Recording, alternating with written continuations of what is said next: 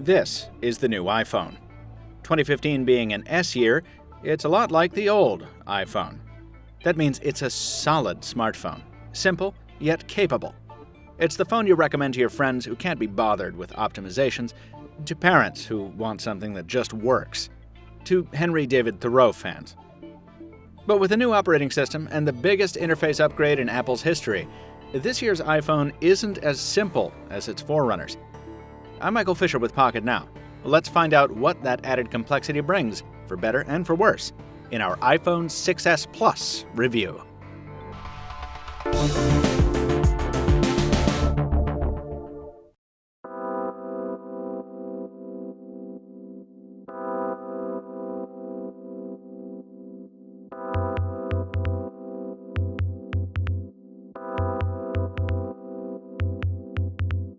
Almost nothing about the design has changed since last year.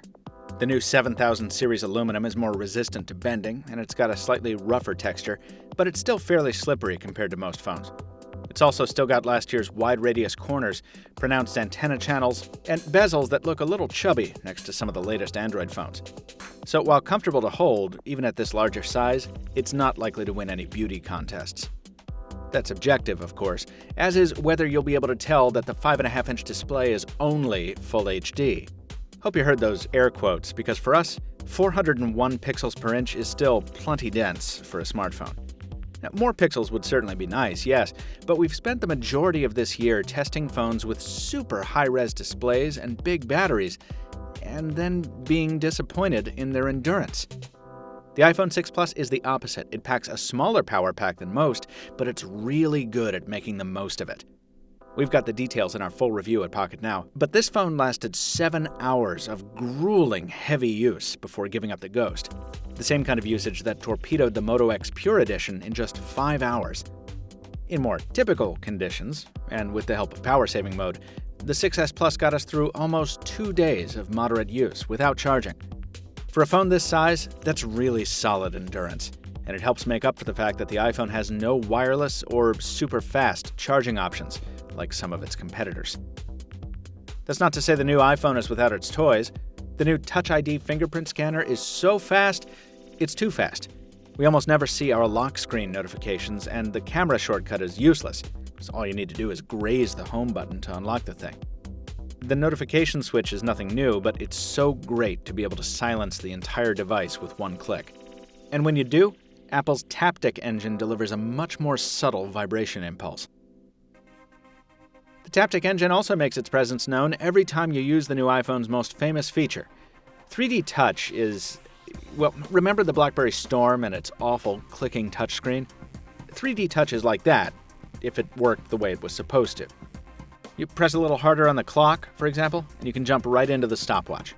Do it on the Evernote elephant, and you can start a new note. See how many messages are waiting from your VIP contacts. Instantly start Shazamming a song. See what your next calendar appointment is. This is the kind of stuff you don't immediately get, and it's easy to forget the function is there unless you're constantly using it.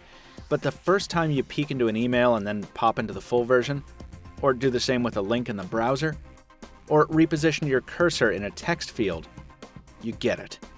It's not mind-blowing or anything, but it is a very clever means of extracting more usefulness from a touchscreen, and it's only going to get better as more developers start embracing it for their applications. The rest of Apple's new OS is a largely positive experience, with some new and old frustrations mixed in. iOS 9 brings a new multitasking screen that makes it easy to shuffle between apps, and even with only 2 gigs of RAM, we didn't often find ourselves waiting for apps to reload from idle. Reachability is still here to make stretching to the top of the screen a little easier if you're trying to use this big phone one-handed, and Spotlight Search is the easiest way to find or do basically everything on the phone. The new Proactive panel on the leftmost home screen is pretty good at delivering contextually relevant shortcuts and information. And it's strange that Apple is the only big software maker to embrace a swipe up from the bottom control panel. It's so convenient that every large phone should include it. But it doesn't include notifications. For those, you need to head up to the top of the screen, which is just as annoying here as on every other large smartphone, reachability or no. Notification Center is much improved these days, but alerts are duplicated via badges on the immortal Springboard. So if you have a lot of spam sitting unread in some of your email folders, get ready to see this all the time. Unless you want to manually tell iOS which apps do and don't get badges.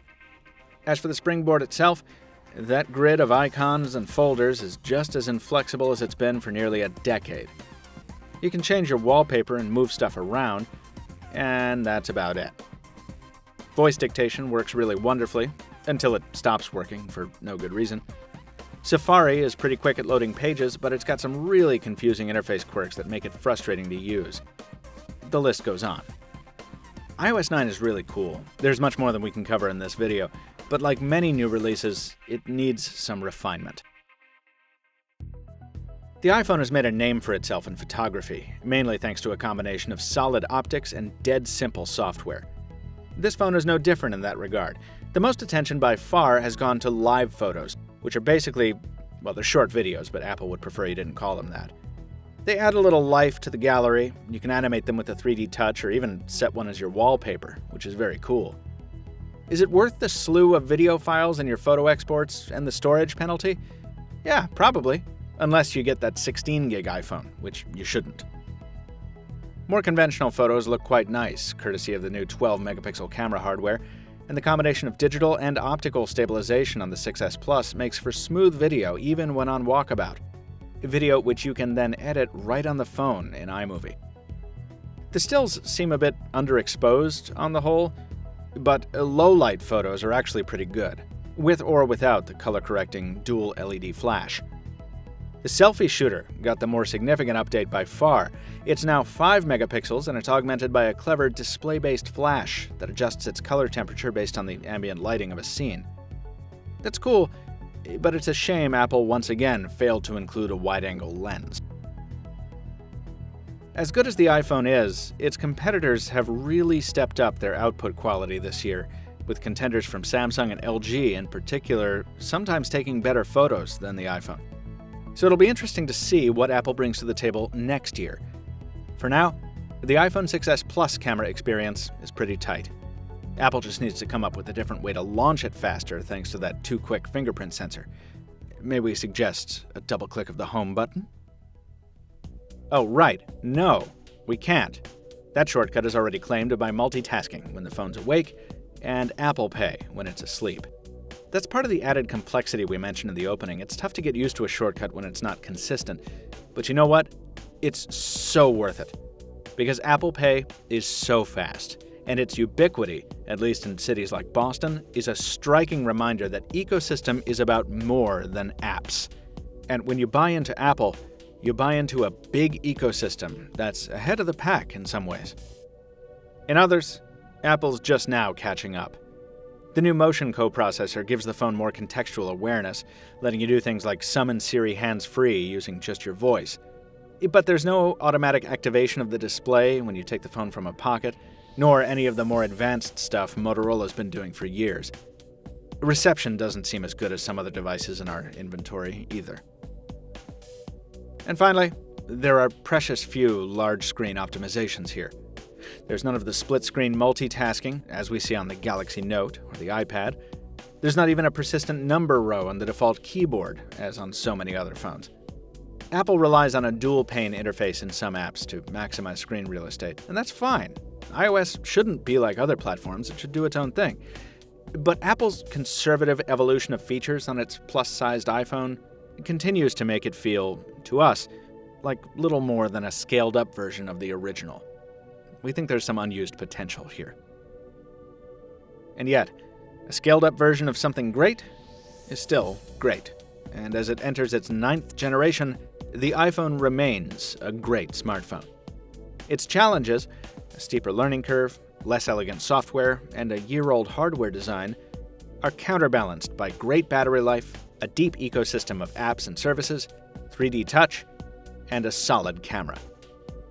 The iPhone 6S Plus isn't the most exciting smartphone of 2015, not by a long shot, but it wasn't meant to be either. It was meant to be the best oversized iPhone yet, and this phone delivers.